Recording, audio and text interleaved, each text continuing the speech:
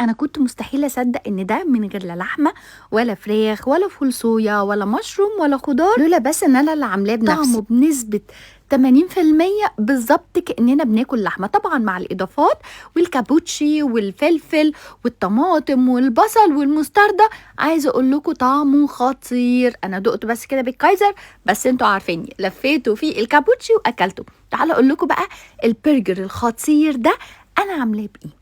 هنجيب هنا كوبايتين عدس بجبة، هنغسلهم كويس جدا ونحط عليهم ميه بقى ونسلقهم. هنسلقهم بالظبط سلقه الا ربع، يعني مش هنهريه على الاخر، هنسيب فيه كده تكه بسيطه لحد بقى ما يتسلق. عندي هنا العدس اللي بجبه مش بياخد وقت. هقطع بقى الكابوتشي. عايزه اقول لكم يا جماعه اي ساندوتش عايزين ترفعوا جدا من طعمكم وعلى الاضافات دي، كابوتشي وطماطم وفلفل رومي وكمان بصل، هيكون عندنا هنا بقى العدس اتسلق. هنبدا ان احنا ناخد بالكبشه، احنا مش هنشطفه خالص، وهنحط عندنا في بوله. انا اخدت نص الكميه لان حسيت ان انا كده كتير قوي بعد ما اتسلق، فاخدت نص الكميه. فانتوا اعملوا كوبايه واحده وهتديكوا العدد اللي احنا هنشوفه ده. طيب وبعدين بقى هبدا عندي هنا بالهاند بلندر، هبدا اضرب فيه واطحن فيه العدس ده. ممكن تحطوه في الكبه، بس انا ما حطيتوش في الكبه عشان ما احتاجش عليه ميه كتير، فحبيت ان انا اضربه بالهاند بلندر. احتجت عليه بس اقل من ربع كوبايه ميه، بدات احطها حبه حبه لحد ما عندي كل الكميه هنا اتضربت. وبعدين هنا دي بهارات برجر، هتلاقوها يا جماعه في اي سوبر ماركت، اكياس كده مكتوب عليها خلطه البرجر.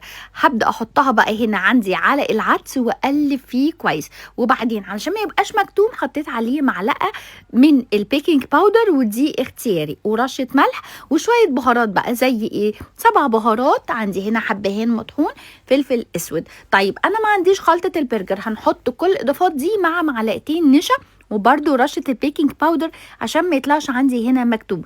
وبس كده انا هقلب كل ده تاني، وهجيب بقى طبق فيه شويه زيت وهبدا ادهن ايدي واعمل بقى بالظبط العدس عندي هنا على شكل البرجر.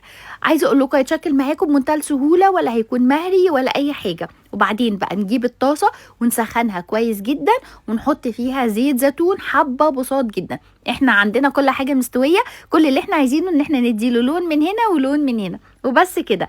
بس خلاص كده عندي هنا الطاسه سخنت، حطيت فيها زيت زيتون. هبدا بقى انزل عندي هنا كل البرجر. عندي هنا البرجر يا جماعه مش مهري. طب احنا حسينا يا فيفا ان هو مهري، يبقى انتوا حطيتوا ميه زياده.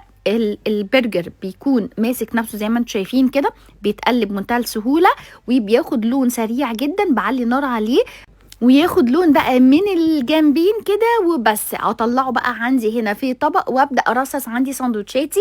عايزه اقول لكم الكميه دي طلعت لي تقريبا 9 برجر بنفس الحجم اللي انتوا شايفينه ده. طبعا هو لا بيكش ولا اي حاجه، ويفضل ان احنا نعمله بالحجم ده، ما يكونش السمك ده ما يكونش رفيع ولا تخين عن كده عشان يبقى طعمه حلو. وبعدين بقى الكايزر بتاعنا نبدا نحط فيه اول حاجه مستردة، والمستردة يا جماعه حاجه نباتي، هي مش حاجه فيها اي منتج حيواني. وبعدين نحط الكابوتشي، وبعدين نحط البرجر بتاعنا، شرايح البصل والفلفل الرومي، واخر حاجه بقى بنحطها الكاتشب. بس كده يا جماعه انتوا هتاكلوه، لولا ان انتوا اللي عاملينه بايديكم مش هتصدقوا.